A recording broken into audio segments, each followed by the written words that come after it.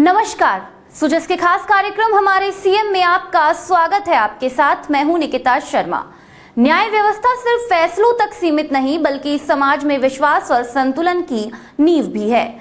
राजस्थान में इसी दिशा में मुख्यमंत्री श्री भजनलाल शर्मा ने एक अहम संदेश देते हुए न्याय प्रक्रिया को और सरल बनाने पर जोर दिया। जयपुर में हुए इस कार्यक्रम में उन्होंने एक और ऐतिहासिक फैसलों की विरासत को सराहा तो वहीं दूसरी ओर आमजन से न्याय के लिए वैकल्पिक समाधान की राह अपनाने की भी अपील की। देखिए इस रिपोर्ट में। न्याय व्यवस्था को सरल और सुलभ बनाने के लिए राजस्थान में लगातार नवाचार किए जा रहे हैं। इसी सोच को आगे बढ़ाने की दिशा में राजधानी जयपुर के कॉन्स्टिट्यूशन क्लब में न्याय सेतु कॉन्फ्रेंस का आयोजन हुआ, जिसमें कई दिग्गज एक ही मंच पर जुटे। यह कार्यक्रम एसोसिएशन ऑफ रिटायर्ड जज of supreme court and high courts of India एवं राजस्थान विधिक सेवा प्राधिकरण के द्वारा किया गया। इस राष्ट्रीय सम्मेलन में मुख्यमंत्री श्री भजनलाल शर्मा ने भी शिरकत की।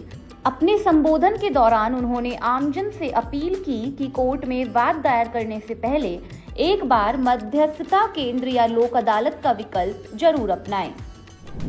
मध्यस्थता, सुलह, लोक अदालत और बातचीत जैसे तरीकों से हम मामलों को न सिर्फ कम समय में सुलझा सकते हैं बल्कि अदालतों पर काम का बोझ भी कम कर सकते हैं।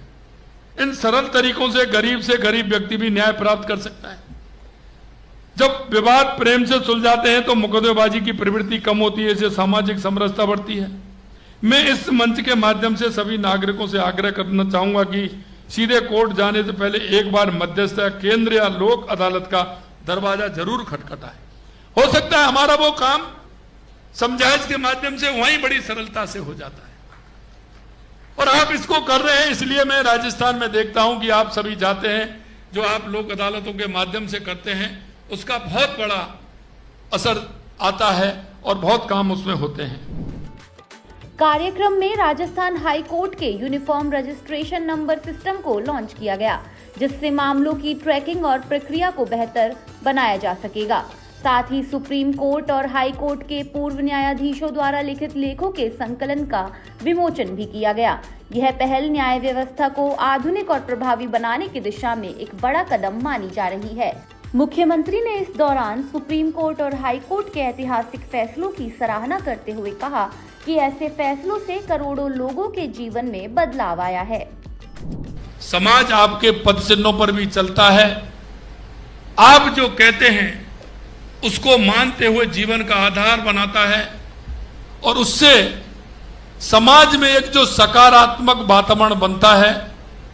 निश्चित रूप से मैं कहना चाहता हूं कि आप जो भी दिशा देते हैं वो समाज के अंदर उसकी मान्यता मिलती है और जब समाज उस मान्यता को आगे बढ़ाता है तो समाज के अंदर सकारात्मक परिवर्तन होता है और वो परिवर्तन हमारे न्याय की आधारशिला बनता है। इसलिए आपका काम हमेशा चलता है। आप सेवानिवृत्ति के बाद भी आप समाज को दिशा देते हैं और समाज आपको उसी आधार पर सम्मान से लेकर के, आपके विचार से लेकर के समाज में प्रकट होता है। ये कार्यक्रमों के माध्यम से जो आपका अनुभव, आपकी विद्वता, आपकी न्याय दृष्टि देश की अमूल्य धरोहर है। आपके अनुभवों में आमजन में विधिक जागरूकता बढ़ाने, वैकल्पिक विवाद समाधान से मुकदमों का बोझ कम करने में सहायता मिलती है। नए न्यायाधीशों के लिए नए कानून की बारीकियों का समझने में आपका मार्गदर्शन मिलता है और नए जो न्यायाधीश आते हैं वो आपसे प्रेरणा लेकर के वो अपने जीवन में कोई ना कोई आधार बनाते हुए वो आगे बढ़ते हैं। ये भी हमारे समाज को एक दिशा देने का काम होता है। इस सम्मेलन में सुप्रीम कोर्ट के मुख्य न्यायाधीश न्यायमूर्ति सूर्यकांत शर्मा, राजस्थान हाई कोर्ट के कार्यवाहक मुख्य न्यायाधीश न्यायमूर्ति संजीव प्रकाश शर्मा, उप मुख्यमंत्री दिया कुमारी समेत कई गणमान्य लोग मौजूद रहे।